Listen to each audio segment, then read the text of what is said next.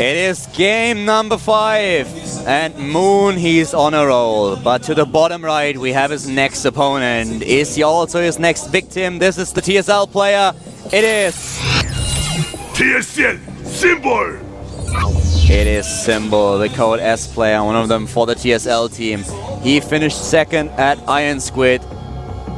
Really, really strong ZVZ player, and that's exactly what they need right now. They need someone to take down the star for Fnatic today. At the bottom left, in the blue, we have Fnatic's Zerg player. It is Fnatic Radical Moon! Moon going strong here for his team, and now he has to focus on his fourth game. And as far as confidence goes, Moon's got to have a lot of it right now. Obviously, taking out multiple players, but also being able to take out Zerg players specifically so well today. He's probably thinking to himself, yeah, you're known for ZVZ, but I don't even particularly care that I have to face you. Like, I am feeling really confident, and Symbol's going to be the one a little bit on edge. Yeah, I have to actually follow through here. Yeah, I'm known for this, but I've got to prove it today. Whereas if Moon loses, he's going to be fine. He's like, whatever, I actually killed 3 players, that's fine. And the situation for Fnatic is really comfortable now. They only used Night End and Moon so far, so even if Moon loses, then they still have Alive, they have Oz, they have amazing players sitting on this bench, and if they perform well, then it's going to be so hard for TSL to come back into this match. They are down 1-3 at this point, and let's see if Symbol is the one who can defeat Moon, or if Moon forces the 5th player. Forces the last man standing, forces Polt off the bench. Yeah, he may just do that, because I think no matter what, we're going to see Polt. There's no question in my mind he will be the final player. He has to be. He has to be, absolutely. Right now we see a much faster gas coming out for our TSL player. He's actually going to have speed way ahead of his opponent. And at these positions, that's going to be more important than potentially cross positions, for example. That's going to be something that he may be able to use to scout very easily. The ramp is huge on this map, so you may have that, Baneling, Zergling aggression go longer. But even though that has been kind of a trend that's gone back to, it's like recently people started going back into Baneling, Zergling attacks, committing to that. But now people have just made the Baneling nest, gone with like 2 Banelings, and been like, nah, all right, now it's time to move on. There it is, by the way, the Baneling nest, and it is, well, before speed for Fnatic Moon. So he is using something that we've seen in the past. He goes Baneling nest before speed, just in order to be super, super safe. He can get a few Banelings and make sure that even if there's an early on attack by Symbol, he's able to defend against it. His speed will hit a lot later. So this will enable Symbol to claim the map, to be the one who is aggressive, and Moon, he can't move out before he has completed his own speed.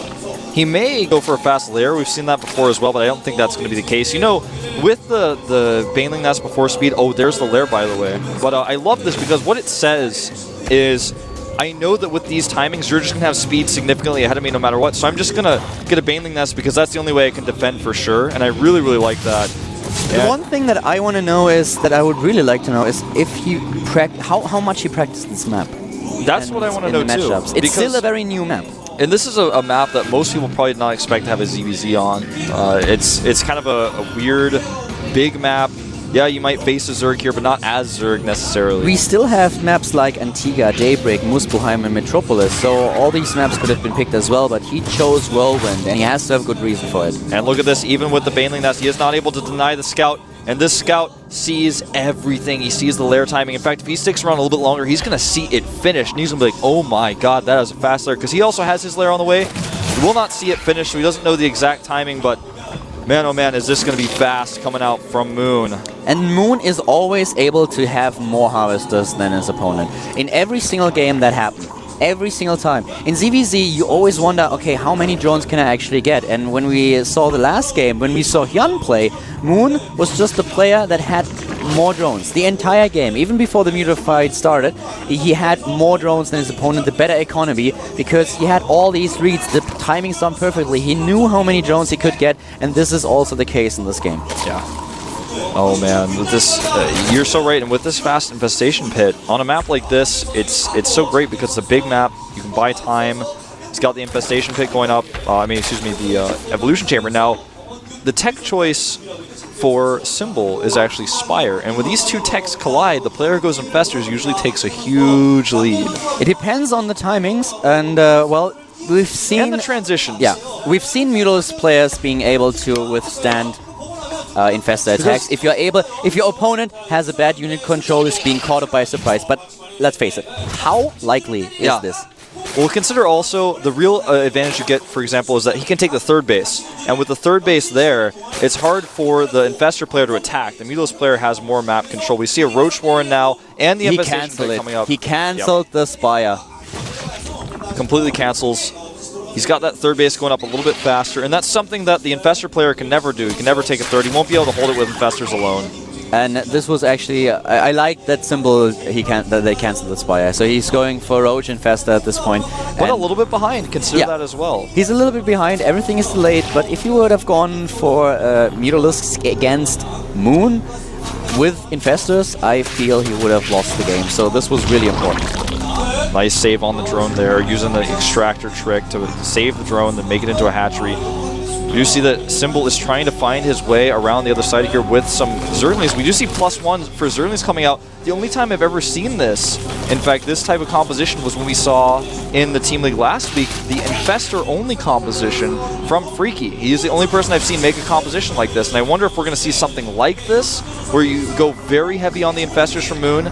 It's possible for certain, and Moon is going to be caught off guard because his 2 Banelings, he sent him around to try to find the Zerglings, but he sent them in the wrong direction. He's going to have to cancel now, and as a result, Symbol has a much faster third base up. And he cancels this time. I was a bit worried that he might not cancel. We saw this on Ohana where he didn't cancel his hatch, but here comes the Lings for Moon. Will he be able to take down this hatch? With +1 about to finish, I think he will. There's no answer. Just the 2 Roaches are not going to be enough to stop this. +1, though, not finished quite yet. And here come the Banelings. Too late. Yeah, he's going to get the hatch. Just gets the hatch. I think he wanted to kill some Banelings too. Can't have your cake and eat it though. And look at this. This is a scary little Infestor force that may actually, well, he wants to actually go up here and attack this base, but with the Overseer in play, he may potentially lose all of his Infestors because he can fungal those. Nice reaction by Moon. Oh, he still gets caught though. Wow. This is huge. Bad. This is so huge. Yeah, he killed the third, but man, oh man, losing all those Infestors, that is the composition that Moon was going for, and he's going to lose his last one as well. That is brilliant for Symbol now. And this is why usually I'm not a huge fan of these Infestor attacks. You gamble too much. If you send in a unit first in order to scout if there's an Overseer, that's a lot better. But if you just send them in without a pre-scout, it is just taking such a huge risk, and it's not really worth it in my opinion. I actually agree with you. I don't like this build as much. We have seen it work really well. We've seen Freaky accomplish a lot with Infestors. If there's no Overseer, it works. It does, and if there's no Overseer, not only does it work, but it can end games. Yeah. It's just such a big risk to take. Exactly, the risk is the problem here. Here we go, we're going to see him, he's being attacked himself, but he's doing this big counterattack. He's got 1 Infestor and some Banelings available, 2nd Infestor out as well, but he's not going to be able to hold this third base. There's an Overseer in the army composition for the TSL player. Symbol is able to get both of these Infestors, but he catches a fungal regardless. All those run-bys, they accomplish a bit, but not too much. 140 supply for Symbol now against Moon's 100. Even though the fast attack was in favor of the Fnatic player, he loses his third base right now, and Symbol, he looks way too strong. Oh my god, though! These Banelings could kill every drone! And they will kill almost every drone. They take down 13. He is just using it so much good multitasking right now, making more Banelings. He's sending his Zerglings in. Moon doing everything he can to try to catch up in this game, taking out more drones in the main. Meanwhile, during that, his Banelings are morphing at the natural, and he will send them in. He's going to kill a ton of drones as well as the larva here. Here they go! He doesn't even see it! He has no idea! Oh my god. The worker count now 47 to 15! Oh, wow. You've got to be kidding me. Moon with some great multitasking, attacking in so many different places at once. He may have been in 6 places at once, attacking the third base as well, plus defending his third base, or at least attempting to. That was crazy. I feel like this guy has like at least 3 or 4 arms. Dude. This is insane. He took down 37 in total. The harvester count for his opponent is now at 27. It was at 15 at times. Dude, oh my god. We actually, there's been a lot of discussion about whether or not you should ban the mouse scroll wheel from tournaments or whatever. I think people really need to be talking about whether or not we should ban this race from StarCraft 2 tournaments. This one that we're seeing right now, like, even if he's behind, it seems like no matter what, he can actually just pull something off. I hope you're talking about the 5th and not about Zerg. Yeah, I'm talking about the 5th race, man. Of course, I'm talking about the 6-armed man there. He's like, his arms move so fast you can't even see him. It looks like he has 2 arms, but you guys are wrong. While he morphed the Banelings at the bottom and moved in with his army, he targeted down with the Zerglings that he had in the main base, individual drones with the Lings, and just made sure that he could kill as many as possible. And we have a Nidus now for Symbol. Symbol is suddenly going for a Nidus network here, while Moon just tries to establish a third. Moon is still behind. Yeah. I mean, he was able to get back into the game, but he's still behind. He's got a bunch of Zerglings that are scary, but they are not a fighting force. And so right now, Symbol's like, well, I'm just not going to move out. You're not going to backstab me because all I have is a bunch of units to kill you with. And oh no, he makes the mistake again, and he will lose all of his Infestors, dropping Infested Terrans, trying to make them worth something, but they are not worth anything. And man, oh man, is Moon behind in this game. This is some... as much as I liked his style today, the Nidus is coming up in the main base. And just outside the range of the patrolling Lynx, finally he sees it, but no, this is not going to work. No, he's not going to stop One is not enough, and he doesn't see it. He does not see it. And here they are, the Banelings, the Infested Terrans dropping out. They drop, and he's moving in. Moon is out of luck, I feel. He's going for a big counterattack, though, but that's what Nidus Networks before. They work both ways. He also has a ton. Pongo time! Yeah, a ton of Spines as well as Infestors at the top there. He's trying to circumvent that army, but Moon is in a lot of trouble. He's got half the supply. Symbol. He drops the Infested Terran, moves the Infestors back into the Nidus because he knows there's going to be a run by. Very well played by Symbol. A great decision, and it pays off for him. He's doubling his opponent's supply right now, 160 against 83. And right now, Moon desperately trying to remake his spawning pool, making 2 hatcheries at once at the top left, at the top right, getting +2 for his earliest. It's going to be hard for him to actually move down with this many Spines here, so you may see a fungal on these Roaches. He almost got them, but will not. And he's got to be careful with how he moves up here. Yeah, indeed he has. The ramp is controlled by Moon, and that's something you should not take lightly. But once more, the fungal on the Infestors. Yeah, he's overextending with his Infestors just a little bit too much in this game, and he is paying for it now with almost a third of the supply of his opponent. Symbol just proves that the faith of the TSL coach was not in vain. It was the right decision for them to pick Symbol here. He is able to make it happen. Moon is on his last leg. His third is being attacked, and there is the GG as Symbol takes down Moon in a great CBZ. But I have to say that the mistakes that Moon made here were quite significant.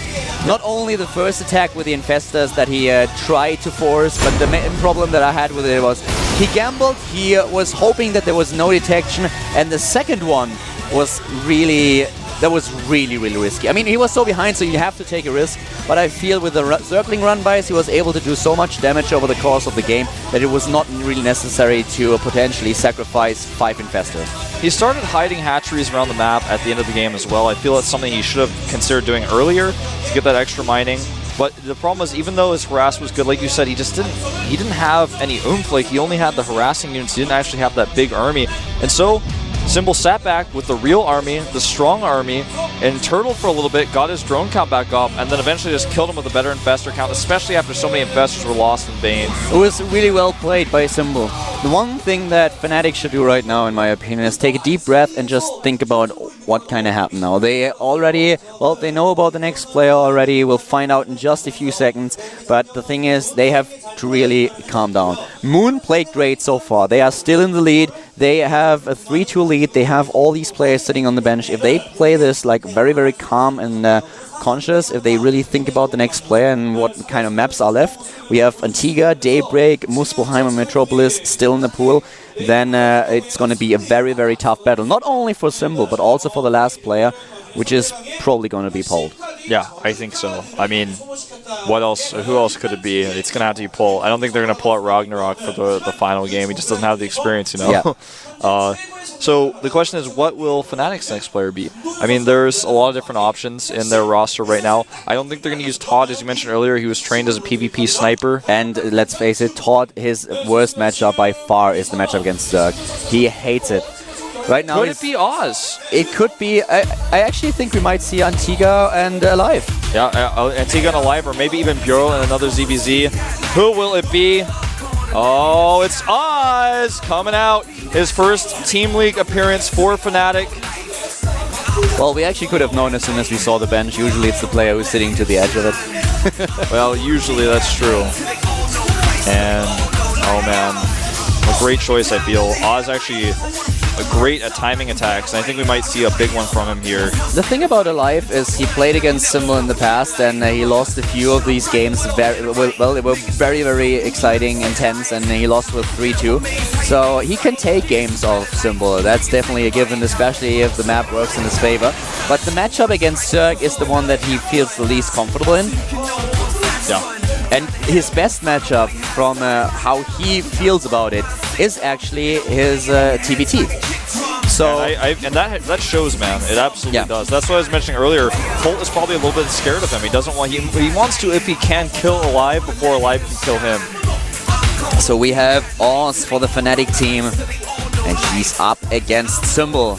Another Zerg versus Proto so far. We haven't seen the Terran today. Nope. The Terrans are hiding right now. We're going to take a 5-minute break, guys. When we get back, we'll see if Oz can sort of finish things off, or if, you know, Simple, if he can actually delay Pult a little bit longer. We'll find out in 5 minutes. So I'm a speeder like beat a light on the evil night, spread it out so the eagle light when you see me, you see him right. And there he goes again with his ego again, though the people pretend that he isn't present. He's a hero to men, what's a zero to them? Now they bow to my king like a peasant. So sincere when he told sincere, he moved in now.